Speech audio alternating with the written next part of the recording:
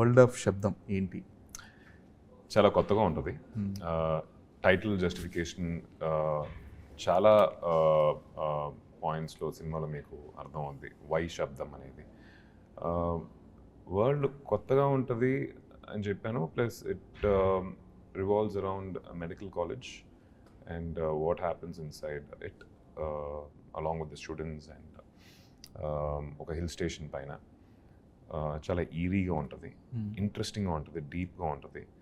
And hero characterization itself is very new to Telugu cinema.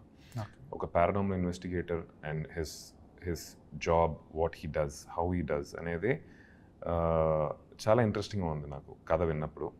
And cinema చూస్తున్నప్పుడు కూడా ఆ ఒక ఇంట్రెస్ట్ ఆడియన్స్కి ఉంటుంది అనుకుంటున్నాను Dheeraj. So from the point they get in to the theatre, బయటికి వెళ్ళేదాకా ప్రతి సీను ఏ ఒక్క సినిమా ఇన్ఫ్లుయెన్స్ ఉండదు. Because it's a new character, new drive ఆ క్యారెక్టర్కి ఉండటం వల్ల అన్నీ కొత్తగా ఉంటాయి, ఎమోషన్స్ కొత్తగా ఉంటాయి, క్యారెక్టరైజేషన్స్ కొత్తగా ఉంటాయి. సో ఒక ఆడియన్స్గా నేను ఒక సినిమా చూసేటప్పుడు ఒక కొత్త వరల్డ్ ఉన్న సినిమాస్ని ఎక్కువ ప్రిఫర్ చేస్తాను. మనం చూసిన వరల్డ్ని ఎన్ని యాంగిల్స్లో ఎంత గ్రాండ్గా చూపెట్టినా కూడా ఒక కొత్త వరల్డ్ క్రియేట్ చేసి ఒక ఇంపాక్ట్ మనకి అది క్రియేట్ చేయదు. So that is this world.